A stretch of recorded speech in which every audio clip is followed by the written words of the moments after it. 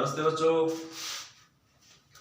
अच्छा, हम जो बात कर रहे थे राजस्थान के चौहान वो पढ़ रहे थे हम, और इसमें सबसे पहली जो मूल शाखा है स्पातरक्स के चौहान, सामर के चौहान, शाकंभरी के चौहान, अजमेर के चौहान, और उसमें हम पृथ्वीराज चौहान के बारे में पढ़ रहे थे।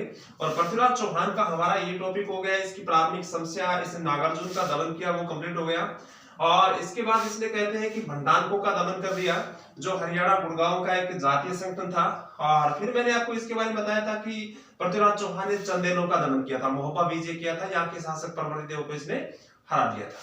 इसके बाद इसके विजय अभियानों में पृथ्वीराज चौहान के बारे में पढ़ेंगे हम। सुनते रहिए। पृथ्वीराज चौहान, अच्छा मैं था ना बताया पृथ्वीराज चौहान, इनका बहुत सारा नाम है। इसको विश्व विजेता कहते हैं, दल पुंगल कहते हैं, राय पिथौरा कहते हैं, पृथ्वीराज चौहान कहते हैं, पृथ्वीराज तृतीय कहते हैं।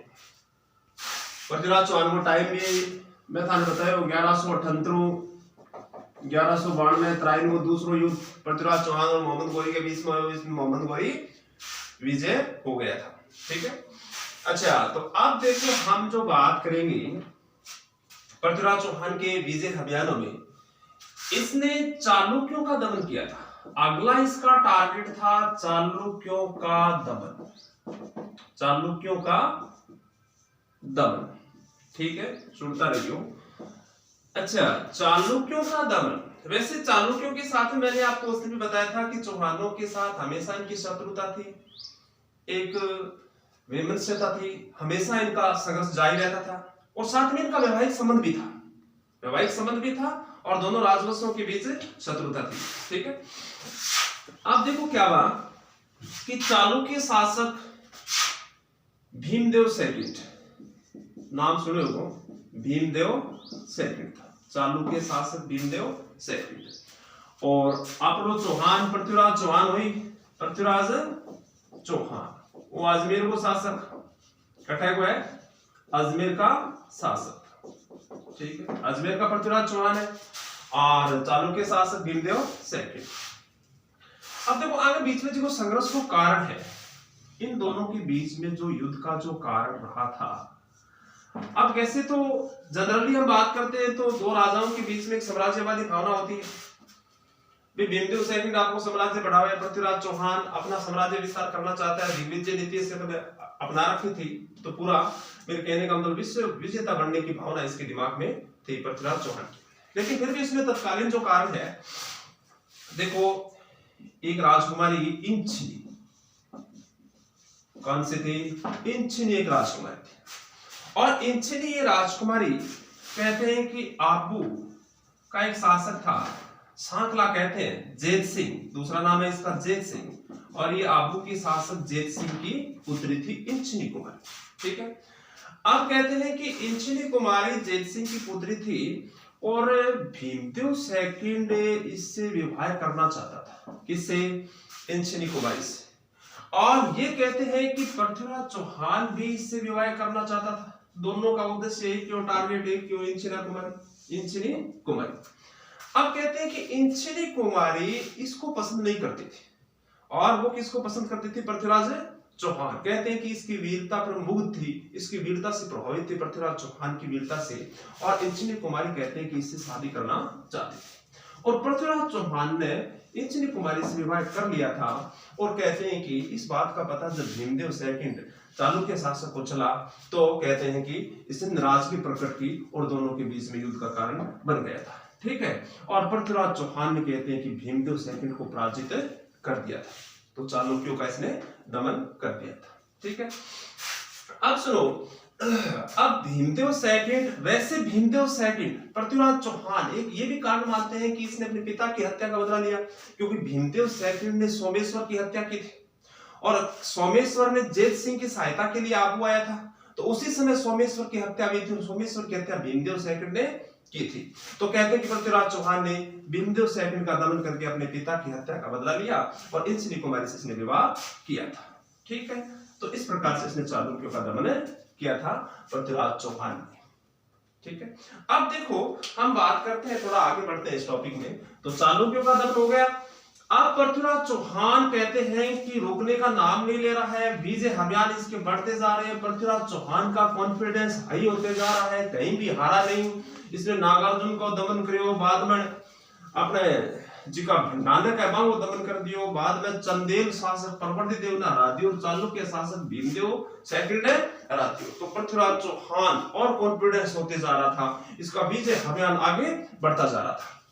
आप कहते हैं कि पृथ्वीराज चौहान ने गहेड़वाल वंश, नाम सुना है आपने, गहेड़वाल वंश, गहेड़वाल वंश, गहेड़वाल वंश, इनके साथ संघर्ष हुआ था। पृथ्वीराज चौहान का संघर्ष इनके साथ हुआ था, गहेड़वाल वंश। अच्छा, गहेड़वाल वंश है ये कन्नौज का, कहां का था भाई, कन्नौज का था। कन्नौज कटा है यूपी का, ठीक है।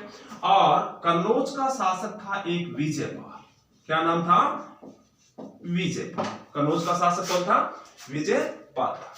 अच्छा, पृथ्वीराज चौहान, आपने अजमेर को शासक पृथ्वीराज चौहान, अजमेर पृथ्वीराज चौहान। अब मैंने आपको एक दिन पहले बताया था कि दिल्ली का एक राजवंश था, दिल्ली का एक राजवंश था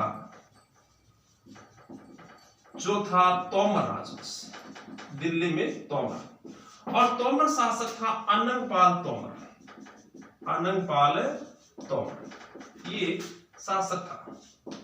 अब कहते हैं कि अनंगपाल तोमर के दो पुत्रियां थी, कितनी पुत्री, दो, कोई पुत्र हो गई, ठीक है। तो इसने एक पुत्री, अनंगपाल तोमर ने अपनी एक पुत्री का विवाह कर दिया सोमेश्वर के साथ। किसके साथ कर दिया, सोमेश्वर के साथ, और इसका नाम क्या था, कर्पूरी देवी था। क्या नाम था, कर्पूरी देवी था। अच्छा, एक पुत्री का विवाह इसने इसके साथ कर दिया, एक पुत्री का विवाह इसके साथ कर दिया इसने विजयपाल के साथ कर दिया। विजयपाल कन्नौज, एक पुत्री को ब्याह विजयपाल को कर दिया। अच्छा, एक पुत्री को ब्याह जिसकी को नाम हो कर्पूरी देवी, जी को शादी की साथ होगी सोमेश्वर के साथ हो गई थी। अब कहते हैं कि सोमेश्वर कर्पूरी देवी की जो पुत्र हुआ था पृथ्वीराज चौहान, और इधर कहते हैं कि विजयपाल के पुत्र हुआ था, उसका नाम था जयचंद।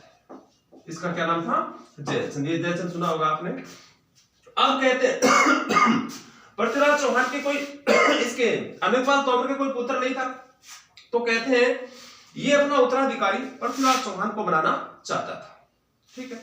और इधर जो विजयपाल का पुत्र जयचंद है, ये भी दिल्ली के शासक बनने का सपना देख रहा था। तो जयचंद और पृथ्वीराज चौहान दोनों क्या हो गए भाई, मौसेरे भाई हो गए। दोनों क्या हो गए, मौसेरे भाई हो गए। पृथ्वीराज चौहान और जयचंद दोनों मौसेरे भाई हो गए, ठीक है। अब कहते हैं कि पृथ्वीराज चौहान दिल्ली का शासक बनना चाहता था और जयचंद भी दिल्ली का शासक बनने का सपना देख रहा था। तो दोनों की साम्राज्यवादी भावनाएं दोनों को एक दूसरे के नजदीक ले आई। ये युद्ध का कारण प्रमुख है, ठीक है। अब इसमें तत्कालीन कारण जो रयो खोयो काम हो, तत्कालीन कारण वो पूरा कर दियो।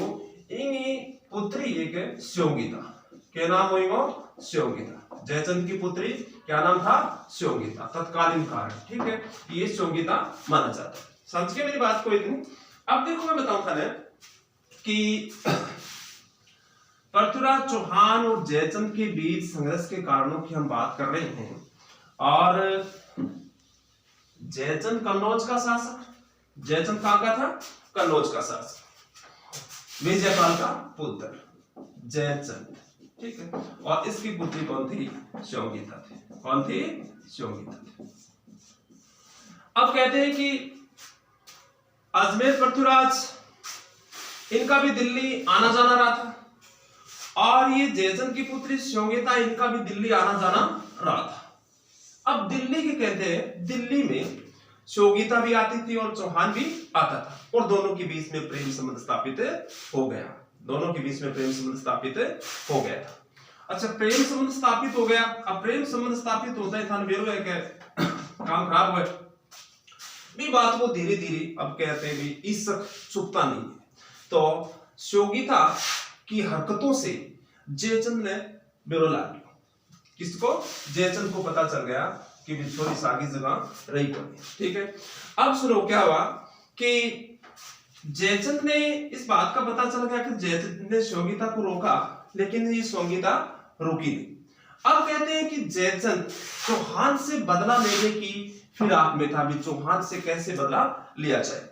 अब कहते हैं कि इसको अपमानित करने के लिए, इससे बदला लेने के लिए जयचंद ने एक स्वयंवर रचा था। क्या रचा था? स्वयंवर रचा था, स्वयंवर। उस समय कहते हैं कि राजपूत काल के अंदर राजा महाराजाओं की जब शादी होती, राजा महाराजाओं की लड़कियों की शादी होती, तो कहते हैं कि स्वयंवर रचते थे। स्वयंवर के अंदर जैसे कोई भी लड़की है वो अपनी मर्जी से अपने मनपसंद वर का चयन कर सकती है। अब स्वयंवर के अंदर जयचंद ने, किसने? जयचंद ने चौहान की मूर्ति को बनाकर कहते हैं कि द्वारपाल के पास रखती थी। कहां रखती थी? द्वारपाल के पास रखती थी, उसकी बेइज्जती करने के लिए। अब कहते हैं कि स्वयंवर में आसपास के राजा राजकुमार 8 से 60, मतलब स्वयंवर में कोई उम्र निश्चित नहीं होती, 8 वर्ष का भी आ सकता है, 60 साल का राजा वो जी करे थोड़ा थोड़ा तो वो भी आ सके, तो कोई दिक्कत वाली बात को नहीं। अब स्वयंवर में सारे राजा इकट्ठे हो गए और कहते हैं कि संगीता को, किसको? संगीता को वरमाला दे दी। अब संगीता तो पहली से बेरो कि अभी आप प्यार तो करा पृथ्वीराज चौहान करा, पृथ्वीराज चौहान आप उसके अटैक क्योंकि आपने पिताजी जी की बदनामी करनी की मूर्ति है द्वारपाल का करने रख दी, लेकिन आगे पहली से कोई सेटिंग है। ठीक है, अब कहते हैं कि संगीता के हाथ में वरमाला डाल दी, वरमाला दे दी। अब वरमाला लेकर संगीता कहते हैं कि 2 चक्कर राजकुमार के सामने से काटती, किसी के गले में वरमाला नहीं डाली।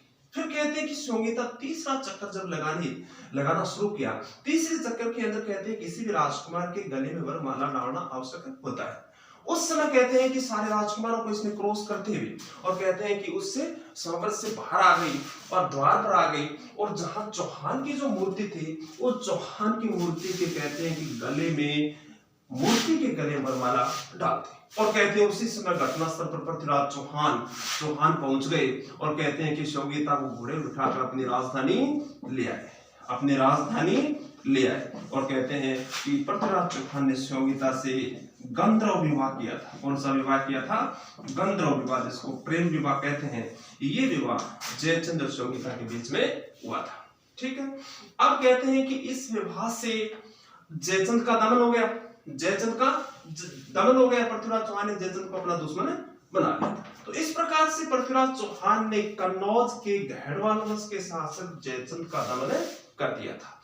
अच्छा, अब सुनो मेरी बात को। तो पृथ्वीराज चौहान ने चंदेलों को पराजित कर दिया, चालुक्यों को पराजित कर दिया, अपने मौसेरे भाई जयचंद को संगीता से शादी करके इसका दमन कर दिया। अब मेरी बात में सुनो कि पृथ्वीराज चौहान फिर भी रुकने का नाम नहीं ले रहा है, क्योंकि इसका कॉन्फिडेंस तो बढ़ता ही जा रहा है और सागर लव मैरिज होगी जो और ही बढ़ गई। अब देखो कि पृथ्वीराज चौहान से तुर्क संघर्ष होता है। क्या? मोहम्मद गोरी को नाम सुने हैं? कौन है? सुना है ना आपने मोहम्मद गोरी का नाम है? चलो मोहम्मद गोरी के बारे में सुनिए आप। तो मोहम्मद गोरी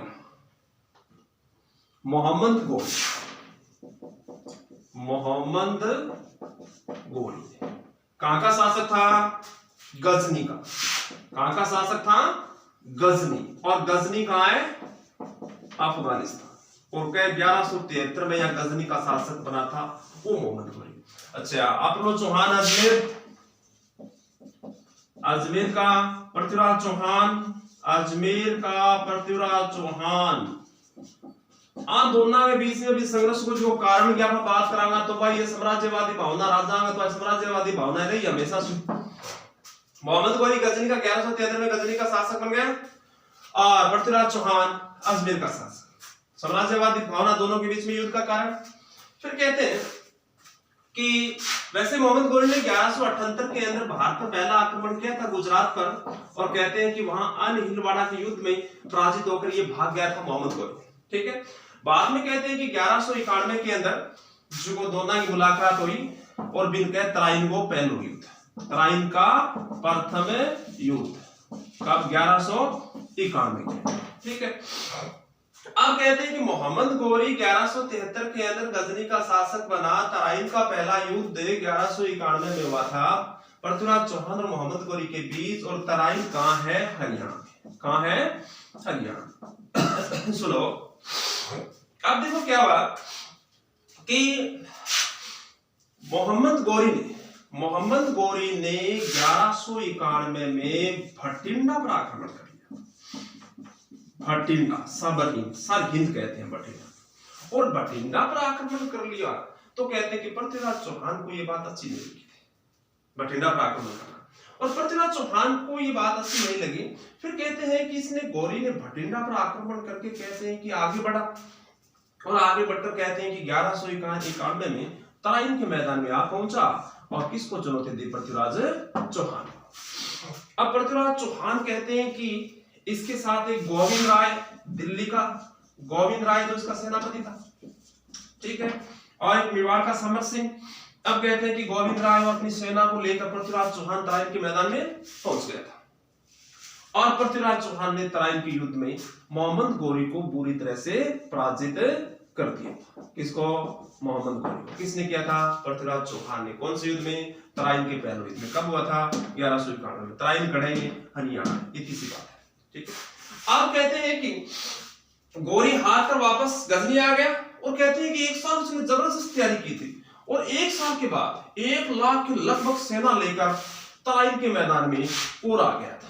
तराइन का दूसरा युद्ध कहते हैं इसे, तराइन का दूसरा युद्ध। और कब? 1192। अब कहते हैं कि मोहम्मद गोरी ने जैसे ही भारत में प्रवेश किया, लाहौर पहुंचा और कहते हैं कि चौहान को एक समाचार भेज दिया कि मैं तो भाई आपसे संधि करने के लिए आया, कोई युद्ध करने के लिए नहीं आया था। लेकिन फिर भी चौहान ने इसका विश्वास नहीं किया। अब कहते हैं कि चौहान फिर उस गोविंद राय को लेकर थोड़ी बहुत सेना लेकर तराइन के मैदान में पहुंच गई। अच्छा, पृथ्वीराज चौहान के माइंड में ये हो गया कि गोरी को यार हमने पराजित किया, गोरी युद्ध नहीं कर सकता, हो सकता है गोरी संधि करने के लिए आया है। अब कहते हैं कि चौहान सेना लेकर तराइन के मैदान में पहुंच गया था। अब हाँ, गजनी गोरी, मोहम्मद गोरी साथ दिमाग का अपने सारे सैनिकों को कह दिया कि कोई भी सैनिक अलाव नहीं जलाएगा। पूरी सेना कहते हैं कि रात भर अंधेरे में रही। और चौहान सेना कहते हैं कि राजपूत सेना, इनके माइंड में ये हो गया था युद्ध तो करना नहीं है, सुबह संधि होनी है। तो कहते हैं कि रात भर को ये जश्न मनाते रहे, गाना बजाना करते रहे। और गोरी कहते हैं कि जब सुबह जल्दी दिन गई झांझर कैसे, और इसने मौका पाकर कहते हैं कि राजपूत सेना पर अचानक आक्रमण कर दिया। अब राजपूत सेना अपने आप के रोजमर्रा के काम में व्यस्त थी और अपने आप को संभाल नहीं पाई थी। और कहते हैं कि बड़ा खतरनाक आक्रमण किया था गोरी ने, चालाकी से, षड्यंत्र से। तो राजपूत सेना अपने आप को संभाले नहीं पाई थी। अब कहते हैं कि चौहान पहले हाथी पर था, फिर घोड़े पर बैठा और युद्ध का मैदान छोड़कर भाग गया था। और यह आ गया था सिरसा की तरफ। कहाँ गया था? सिरसा की तरफ। अब सिरसा में आ गया, लेकिन मोहम्मद गोरी ने कहते हैं कि इसका पीछा किया चौहान का और सिरसा में इसे गिरफ्तार कर लिया। क्योंकि गोरी कहां भूल करने वाला था? पृथ्वीराज चौहान ने तराइन के पहले युद्ध के अंदर गोरी की भागती सेना का पीछा नहीं किया था। और ये पृथ्वीराज चौहान की सबसे बड़ी भूल थी। कई इतिहासकार तो कहते हैं कि उसकी उदारता थी, लेकिन दुश्मन के सामने क्या उदारता है? कोई उदारता नहीं होनी चाहिए। अब कहते हैं कि गोरी की भागती सेना का पीछा इसने चौहान ने नहीं किया था। ये पृथ्वीराज चौहान की सबसे बड़ी भूल थी। तराइन का दूसरा युद्ध हो तो ही कोई अगर चौहान इनसे पकड़ के एरिंगा चिंटा पाड़ लिया, एरिंगा हत्या कर दिया, तो वो तराइन को दूसरा युद्ध हो तो हो, ठीक है। लेकिन होता वही है जो नियति को मंजूर होता है। अब कहते हैं कि सिरसा के अंदर को गिरफ्तार कर लिया और करके और मोहम्मद गोरी गजनी ले आया। कहां ले आया? गजनी। और गजनी लाकर कहते हैं कि उसको रासों के अनुसार, कहते हैं पृथ्वीराज रासों के अनुसार उसको नीचा देखने के लिए कहा था और इसने नीचा नहीं देखा। और कहते हैं कि इसकी आंखें फुड़वा दी, चौहान की अंधा कर दिया। बाद में कहते हैं इसकी हत्या कर दी थी, ठीक है। तो इसके साथ ही मैं आपको यह कहना चाहूंगा कि 1192 में तराइन को जो दूसरा युद्ध है, ये युद्ध भारतीय इतिहास में एक मील का पत्थर साबित होता है। और इसी युद्ध के बाद कहते हैं कि उत्तरी भारत में मुस्लिम साम्राज्य की नींव पड़ गई थी। और उत्तरी भारत के अंदर मुस्लिम साम्राज्य की स्थापना करने वाला मोहम्मद गोरी है। कौन है? मोहम्मद गोरी। अब मोहम्मद गोरी के जो उत्तराधिकारी वो गुलाम वंश के शासक थे। अब गुलाम बने। कहते हैं कि दिल्ली सल्तनत की शुरुआत ही तराइन के दूसरे युद्ध के कारण से ही मानी जाती है। अगर तराइन का दूसरा युद्ध पृथ्वीराज चौहान विजयी होता तो दिल्ली सल्तनत की शुरुआत होती ही नहीं। अब पृथ्वीराज चौहान अजमेर के अंतिम चौहान शासक है। 1192 के अंदर चौहान हार गए तराइन के दूसरे युद्ध में और कहते हैं कि मोहम्मद गोरी का अधिकार हो गया। मोहम्मद गोरी कहते हैं कि अपने उत्तराधिकारियों को सौंप कर खुद ये गजनी चला गया था। ठीक है, तो आज हम इतना पढ़ेंगे, आगे क्लास के हमारा वीडियो। और ये जो एक शाखा है, ये जो एक शाखा है हमारे स्पादलक्स के चौहान, सांबर के चौहान, मैंने आपको 7-8 शाखाएं बताई थी, उसमें से पहली शाखा हमारी कंप्लीट है, क्योंकि स्पादलक्स, अजमेर, सांबर, शाकंभरी के चौहानों का अंतिम शासक कौन है? पृथ्वीराज चौहान। फिर कहते हैं कि इसका पुत्र जो गोविंदराज होता है वो आगे रणथंभौर के चौहानों की नींव रखता है। ठीक है बच्चों, नमस्ते।